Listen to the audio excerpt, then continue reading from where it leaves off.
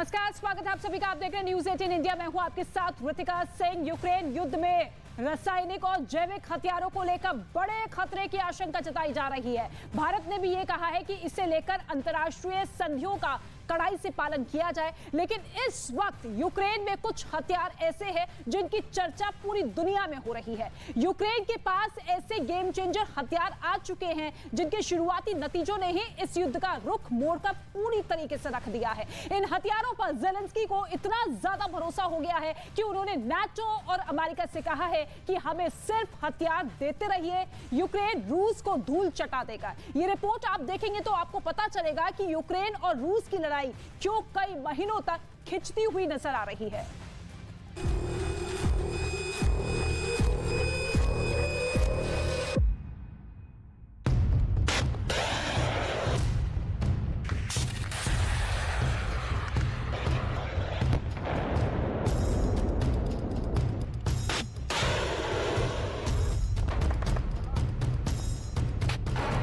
ये वो महाविनाशक है जो ज़ेलेंस्की के लिए गेम चेंजर बन गए।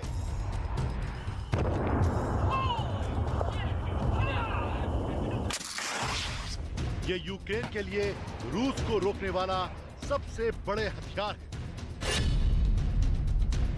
Javelin, NLAW, 84, TB2 drone, stinger और S-300 एयर डिफेंस सिस्टम, ये ऐसे 6 हथियार हैं जिन्होंने यूक्रेन युद्ध का रुख पहले दिन से ही मोड़ दिया। रूस की चढ़ाई पर ब्रेक लगाने वाले इन हथियारों की चर्चा पूरी दुनिया में हो रही है।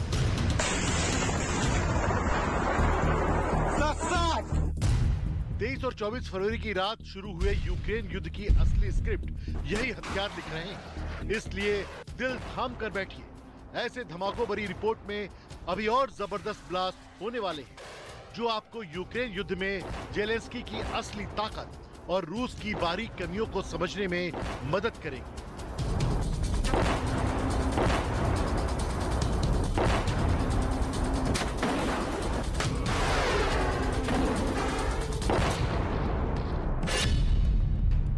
राजधानी कीव में पुतिन की सेना अभी तक क्यों नहीं घुस पाई है? खार्किव में रूसी सेना पर कहां ब्रेक लग चुका है? मरियुपोल में रूसी फौज क्यों जूझ रही है? इसे समझने के लिए आपको यूक्रेन की फायर पावर को समझना पड़ेगा। यूक्रेन भले ही रूस के मुकाबले 20% ही ताकत रखता है, लेकिन पुतिन की फौज पर वो भारी पड़ रहा है। सबसे पहले देखिए वो ड्रोन जिसे रोकना रूस के लिए बहुत मुश्किल हो गया है। यह है यूक्रेन का TB2 ड्रोन जो उसने तुर्की से खरीदा था। TB2 की खासियत समझने से पहले उसका जलवा देखिए।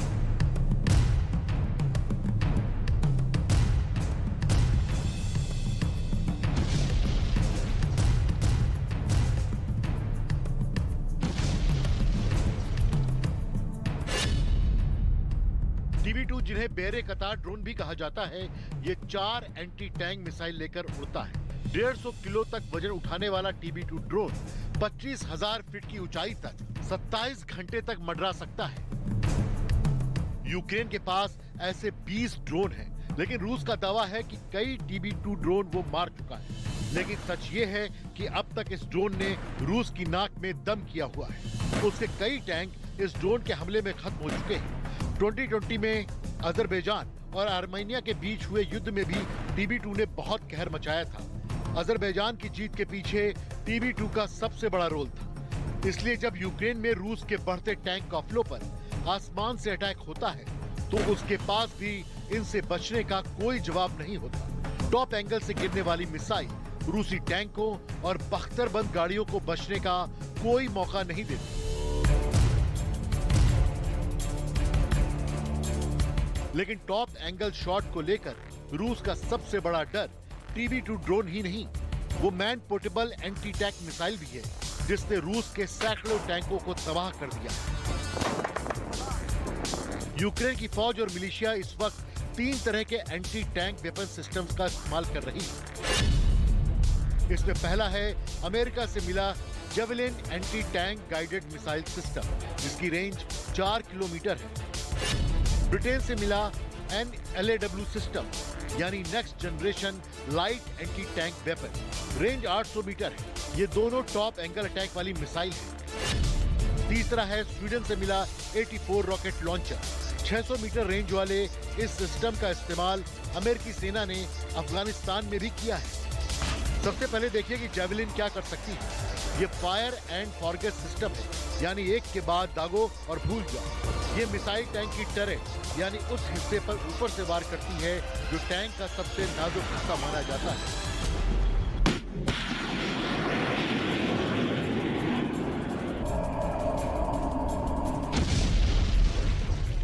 टॉप एंगल शॉट से रूस के ही नहीं किसी भी टैंक के लिए बचने की ना के बराबर चांस होते हैं। अमेरिका 90 के दशक से इस मिसाइल का इस्तेमाल कर रहा है, लेकिन 2013 में अमेरिकी जेवलिन का नया वर्जन भारत के साथ तैयार करना चाहता था। हालांकि तकनीकी ट्रांसफर को लेकर बात नहीं बनी। साथ ही भारत तब अपनी एंटी टैंक मिसाइल भी तैयार कर रहा था। अब यूक्रेन में हुई जंग ने जेवलिन की किस्मत बदल दी है और अमेरिका को जल्द ही इस मिसाइल की दुनिया भर से ऑर्डर मिलने की उम्मीद है। अमेरिका ने जंग शुरू होते होते एस्टोनिया के जरिए यूक्रेन तक ऐसी सैकड़ों मिसाइल यूक्रेन पहुंचाई है, जबकि ऐसी 2000 और मिसाइल यूक्रेन को मिलने जा रही है।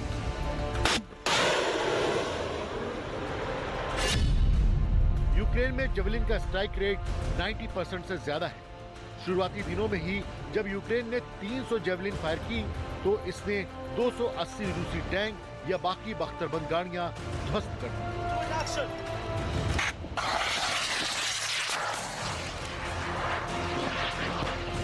अब देखिए एक और एंटी टैंक मिसाइल जिसका नाम है NLAW यानी next generation light anti tank weapon. ये मिसाइल भी टॉप एंगल से अटैक करती है जब ये टारगेट से 1 मीटर की ऊंचाई पर होती है। यूक्रेन को ब्रिटेन से 3500 से ज्यादा NLAW मिसाइल सिस्टम मिले हैं। जर्मनी से यूक्रेन को 1000 एंटी टैंक हथियार मिले हैं। नॉर्वे ने 2000 दिए हैं। Sweden 5000 anti tank system Ukraine को दे रहा है। इनमें 84 एंटी टैंक लॉन्चर भी है और NLAW मिसाइल भी है। NLAW ऐसा सिस्टम है जिसमें इस मिसाइल के फायर करने वाले सैनिक को 3 सेकंड तक इसे ट्रैक करना पड़ता है और फिर उसके बाद ये अपने आप टारगेट यानी टैंक तक पहुंचती है और फिर उसके 1 मीटर की ऊंचाई को पहुंचकर आखिरी हमला करती है। 12.5 किलो के इस मिसाइल को लाने जाने में कोई दिक्कत नहीं है और रेंज चाहे 800 मीटर हो या 20 मीटर, NLAW इन दूरियों के लिए एक परफेक्ट हथियार कहा जाता है।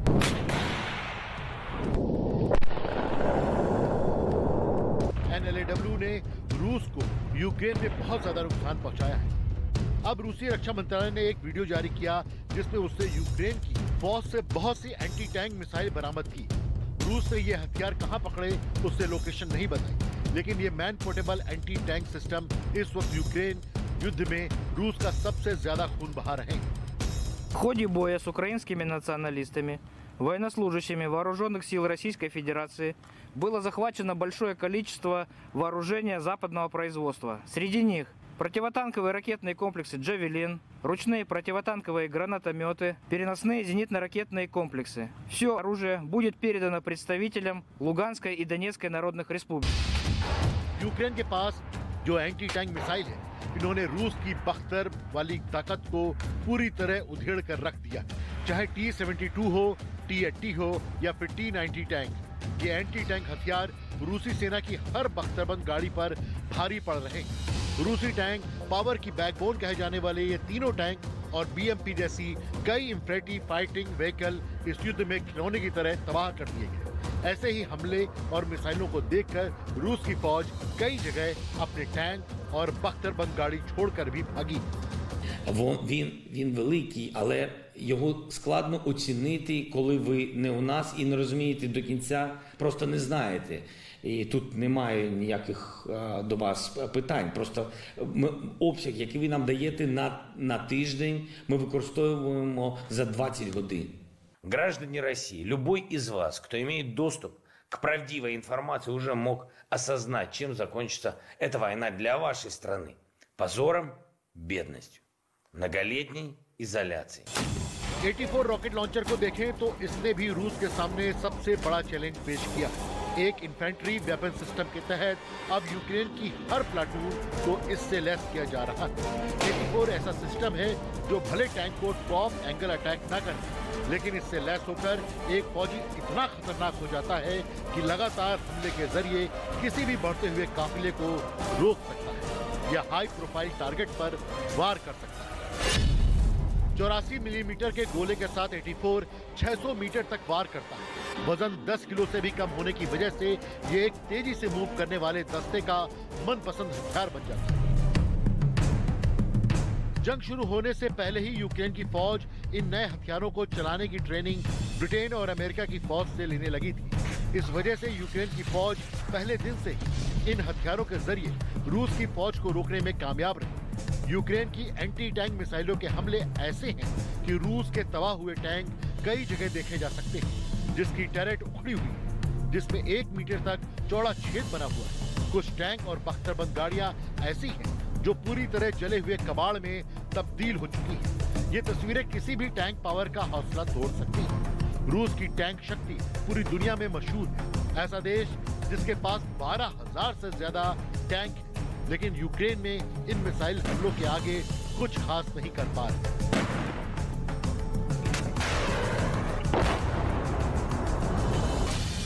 यूक्रेन की ताकत बने ये एंटी टैंक हथियार गजब का प्रदर्शन कर रहे हैं। सिर्फ जेवेलिन की कामयाबी ही ऐसी कि अमेरिका ने अपनी इस मिसाइल की मार्केटिंग तेज कर दी। यूक्रेन से सबक लेकर रूस ने भी ड्रोन हमले तेज कर दिए। रूसी रक्षा मंत्रालय ने एक वीडियो जारी की जिसमें उसका एक ड्रोन यूक्रेन की सेना के गोदाम को मिसाइल हमले से उड़ा रहा है।